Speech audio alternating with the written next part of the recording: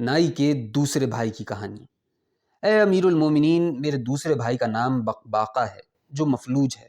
ایک دن کا واقعہ ہے کہ وہ کسی کام کے لیے جا رہا تھا کہ ایک بڑھیا اس کے سامنے آئی اور کہنے لگی کہ اے مردوے، ذرا ٹھہر جا تاکہ میں تیرے سامنے ایک بات پیش کروں، اور اگر وہ تجھے پسند ہو تو اسے میری خاطر کر دے، خدا تیرا بھلا کرے۔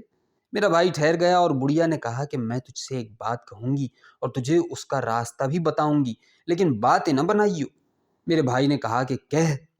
بڑھیا نے کہا کہ اس بارے میں تیری کیا مرضی ہے کہ ایک خوبصورت مکان ہو اور دلکش باغ جس میں نہریں بہہ رہی ہوں اور پھل ہوں اور شراب، اور ایک حسین چہرہ جس کے ساتھ تو رات سے صبح تک ہم آغوش رہے۔ اگر تو میرے کہنے پر عمل کرے گا تو اس میں تیرے لیے بھلائی ہے۔ جب میرے بھائی نے اس کی یہ باتیں سنی تو اس سے کہا کہ اے میری آقا، ایسے کام کے لیے تو نے ساری دنیا کو چھوڑ کر میری طرف کیوں التفات کیا؟ میری کون سی بات تجھے پسند آئی؟ اس نے جواب دیا کہ میں نے کہا نہ تھا کہ بہت باتیں مت بنائیو، بس خاموش رہے اور میرے ساتھ چل۔ یہ کہہ کر بڑھیا واپس ہوئی اور میرا بھائی ان چیزوں کی لالچ میں جو بڑھیا نے اس سے بیان کی تھیں اس کے پیچھے پیچھے ہو لیا، یہاں تک کہ وہ ایک مکان میں پہنچے جو بہت کشادہ تھا اور جس میں بہت سے نوکر چاکر تھے۔ اب وہ بڑھیا میرے بھائی کو لے کر زینے پر چڑھی اور اس نے دیکھا کہ یہ ایک عالی شان محل ہے۔ جب گھر والوں نے اسے دیکھا تو اس سے کہا کہ تجھے کون یہاں لایا ہے؟ بڑھیا نے انہیں جواب دیا کہ چپ رہو اور اس کی طبیعت مقدر نہ کرو، وہ دستکار ہے اور ہمیں اس کی ضرورت ہے۔ یہ کہہ کر وہ ایک آراستہ کمرے میں اسے لے گئی جس سے زیادہ خوبصورت دیکھنے میں نہ آیا تھا۔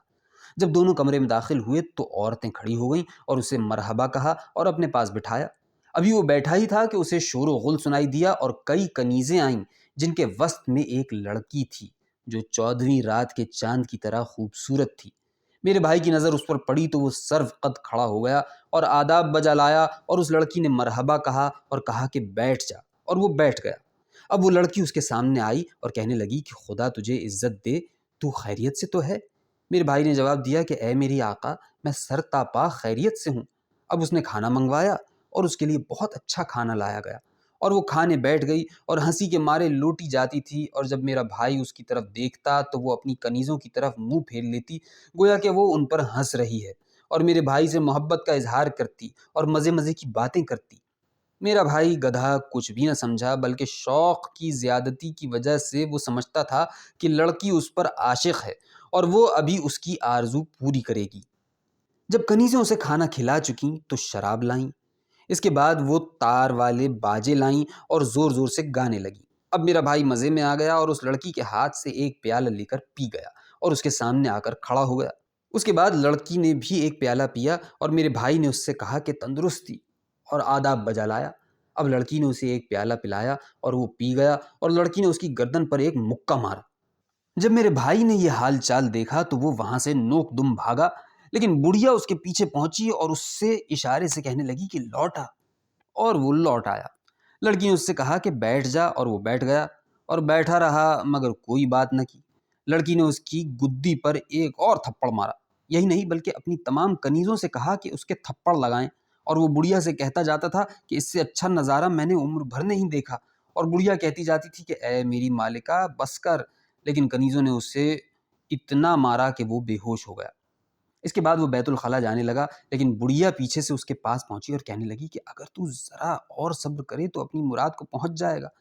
میرے بھائی نے اسے جواب دیا کہ آخر کب تک صبر کروں مارے تھپڑوں کے، میں بے ہوش تو ہو چکا ہوں۔ اس نے کہا کہ جب اسے نشہ چڑھ جائے گا تو تیری مراد حاصل ہوگی۔ یہ سن کر میرا بھائی واپس آیا اور اپنی جگہ پر بیٹھ گیا۔ اب سب کی سب کنیزیں اٹھ کھڑی ہوئیں اور لڑکی نے انہیں حکم دیا کہ اس کے خوشبو لگائیں اور اس کے منہ پر گلاب چھڑکیں، اور انہوں نے ایسا ہی کیا۔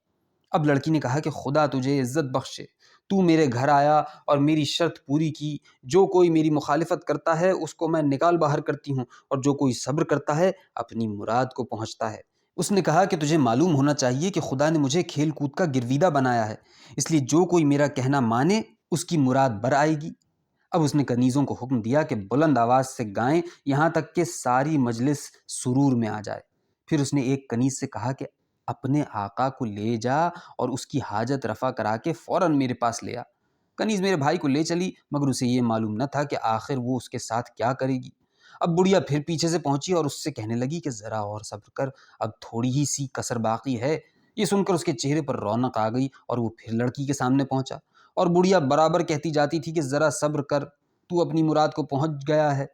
میرے بھائی نے کہا کہ وہ کیا چاہتی ہے کہ یہ کنیز میرے ساتھ کرے؟ بڑھیا نے جواب دیا کہ میں تیرے قربان جاؤں، سوائے بھلائی کے کچھ نہیں۔ وہ یہ چاہتی ہے کہ تیری بھویں رنگے اور تیری مونچھیں تراش دے۔ میرے بھائی نے کہا کہ بھووں کا رنگ تو دھونے سے جاتا رہے گا، مگر مونچھوں کو نوچنا ذرا ٹیڑھی کھیر ہے۔ بڑھیا نے کہا کہ اس کی مخالفت مت کر، کیونکہ وہ اپنا دل تجھے دے چکی ہے۔ میرے بھائی نے اپنی بھویں رنگوانے اور اپنی مونچھیں نچوانے دیں۔ اب کنیز نے جا کر اپنی مالکہ کو اس کی خبر پہنچائی، مگر اس نے کہا کہ ابھی ایک چیز اور باقی ہے، اور یہ ہے کہ تو اس کی داڑھی بھی مونڈ ڈال، تاکہ اس کی شکل بے داڑھی مونچھ والے لڑکے کی سی نکل آئے۔ کنیز نے اس کے پاس جا کر اپنی مالکہ کے حکم سے اسے مطلع کیا۔ میرے احمق بھائی نے اس سے کہا کہ میں ایسی بات کیوں کر سکتا ہوں جس سے لوگوں میں میری بدنامی ہو؟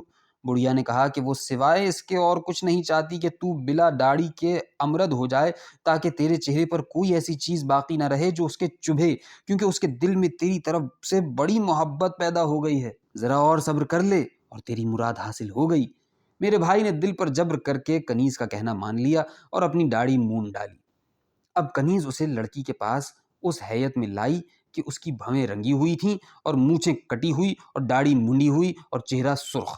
پہلے تو وہ اسے دیکھ کر ڈر گئی، لیکن پھر اتنا ہنسی کہ ہنستے ہنستے لوٹ گئی اور اس سے کہنے لگی کہ اے میرے آقا، واقعی تو نے اپنی اس نیک اتواری سے میرا دل لبھا لیا ہے۔ اب میں تجھے اپنی جان کی قسم دے کر کہتی ہوں کہ اٹھ اور ناچ۔ وہ اٹھا اور ناچنے لگا، اور لڑکی نے ایک ایک تکیہ اٹھا کر اسے مارا، اور اسی طرح کل کنیزوں نے نارنگیوں اور نیبوؤں اور ترنجوں سے اسے مارنا شروع کیا، یہاں تک کہ تکیوں کی مار اور گدی کے مکوں اور پھلوں کی مار کھانے کی وجہ سے وہ بے ہوش ہو کر گر گیا۔ بڑھیا نے کہا کہ اب تیری مراد بر آئی، اور تجھے معلوم ہونا چاہیے کہ اب مار کا خاتمہ ہو چکا ہے، اور محض ایک چیز باقی رہ گئی ہے، اور وہ یہ ہے کہ یہ اس کی عادت میں سے ہے کہ جب وہ نشے میں ہوتی ہے تو کسی کو ہاتھ نہیں لگانے دیتی، جب تک کہ اپنے کپڑے اور پاجامہ اتار کر مادرزاد ننگی نہ ہو جائے۔ اس کے بعد وہ تجھ سے کہے گی کہ تو بھی اپنے کپڑے اتار ڈال اور میرے پیچھے دوڑ، اور وہ تیرے آگے آگے دوڑے گی، گویا کہ وہ تجھ سے بھاگ رہی ہے، اور تو جگہ جگہ اس کا پیچھا کرے گا اور وہ تیرے ہاتھ آ جائے گی۔ اب اس بڑھیا نے اس سے کہا کہ اپنے کپڑے اتار ڈال۔ وہ اٹھا اور اپنے آپے میں تو تھا ہی نہیں، اور اپنے سارے کپڑے اتار کر ننگا ہو گیا۔